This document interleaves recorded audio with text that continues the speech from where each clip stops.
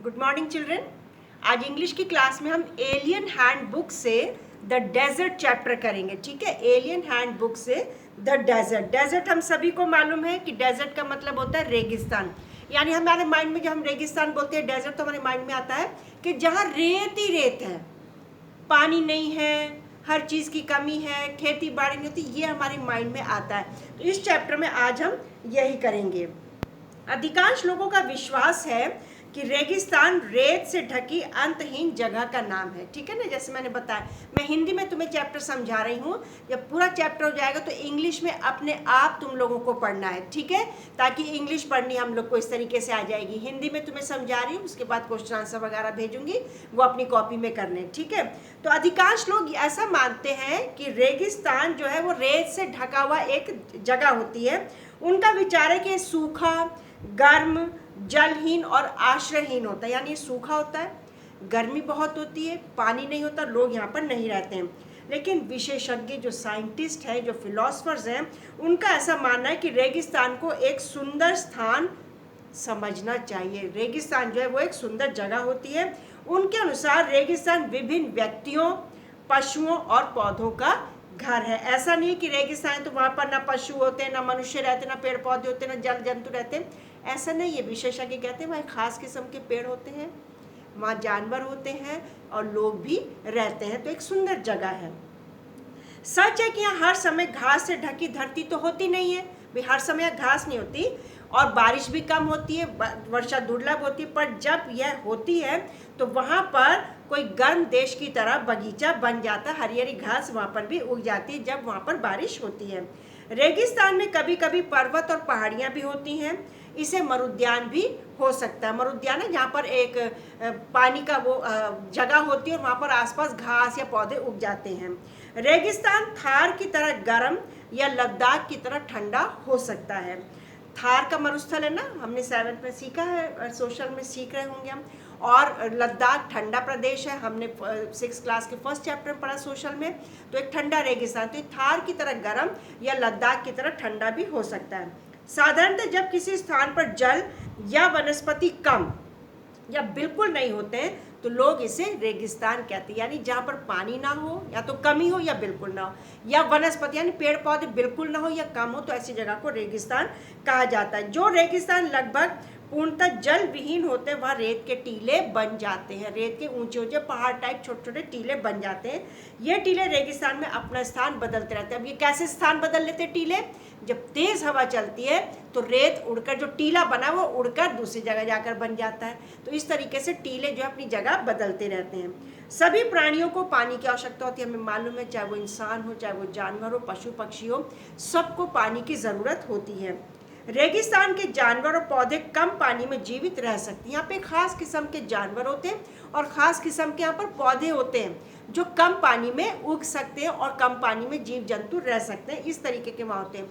हम सबको मालूम है कि रेगिस्तान में ऊँट वहाँ का फेमस जानवर होता है और जो बिना पानी के रह सकता है।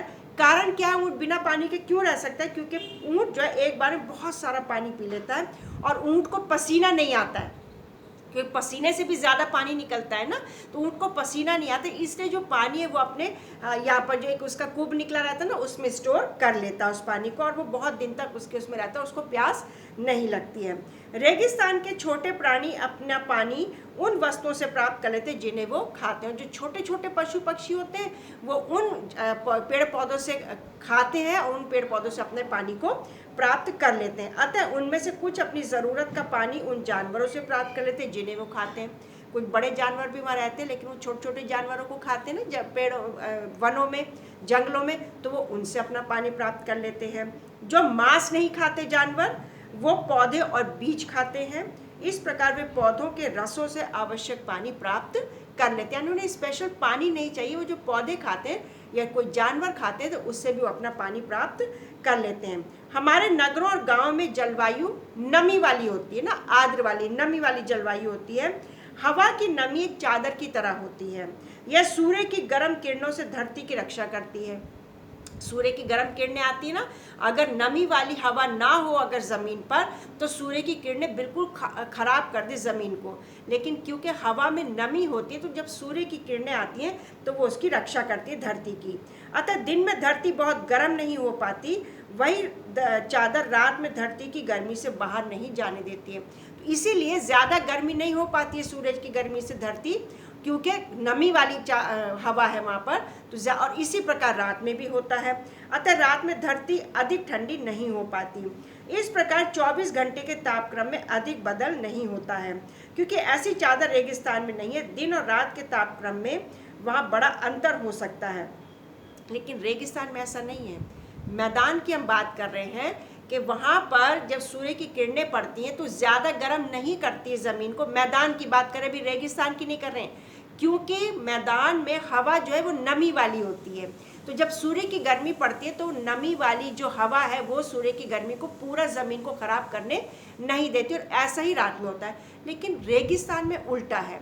रेगिस्तान में क्योंकि नमी वाली हवा नहीं है ना, तो जब सूर्य की गर्मी पड़ती है तो बहुत ज़्यादा गर्म हो जाती है ज़मीन, और फिर रेत तो वैसे ही गर्म होती है, जब सूर्य की गर्मी पड़ती है तो और ज़्यादा गर्म हो जाती है रेत। तो इस वजह से रेगिस्तान में बहुत गर्म दिन होता है, दिन बहुत गर्म होता है। और रेत जो होती है रात में ठंडी हो जाती है, जब सूर्य की गर्मी हट जाती है तो रेत ठंडी हो जाती है, तो रात में वहाँ का मौसम ठंडा हो जाता है। तो कहने का मतलब ये है कि दिन में रेगिस्तान में गर्मी होती है और रात में वहाँ पर ठंडी होती है।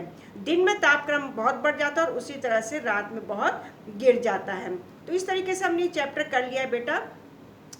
इंग्लिश में भी पढ़ना है, लिखना है, पढ़ना सीखना है रफ कॉपी में, ताकि तुम लोग को इंग्लिश लिखनी पढ़नी आ जाए। ये द डेजर्ट पार्ट लेसन तुमको मैंने समझा दिया है, अच्छी तरीके से करना है। इसमें मैं कुछ डायग्राम्स, कुछ चित्र भी बनाने के लिए दूंगी, जो बुक में बने हुए हैं वो भी दूंगी बनाने के लिए, और अपना क्वेश्चन आंसर्स भी दूंगी। हो सकता है भी फिल इन द ब्लैंक्स या राइट रॉन्ग भी, या वर्ड मीनिंग्स भी तुम्हें दिए जाए। तो सारा काम इंग्लिश की कॉपी में करना है। और बार बार मैं कह रही हूँ कि इस चैप्टर को पढ़ना है ज़रूर से, समझ के। हिंदी में मैंने तुम्हें समझा दिया, अब जब तुम इंग्लिश में पढ़ोगे तो तुम्हें अच्छी तरह से पढ़ना आ जाएगा और समझ में भी आ जाएगा। अपना ध्यान रखना है, घर में रहना, सेफ रहना है, और अटेंडेंस का ध्यान रखना है। जो बच्चे 11 बजे से 11:10 के बीच में अटेंडेंस भेजेंगे, सिर्फ मैं उन्हीं की प्रेजेंट लगाऊंगी। अदरवाइज जो बच्चे 11 बजे से पहले भेजेंगे या 11 बजे के बाद भेजेंगे, 11:10 के बाद भेजेंगे, उनकी मैं एब्सेंट लगाऊंगी। और 2 बजे के बाद कोई अपना काम नहीं भेजेगा, कोई अपना काम पोस्ट नहीं करेगा। जो भेजेगा उसका नाम रिमूव कर दूंगी, मैं ग्रुप पर से हटा दूंगी। ठीक है, डिसिप्लिन मेंटेन करना है, खुश रहना है।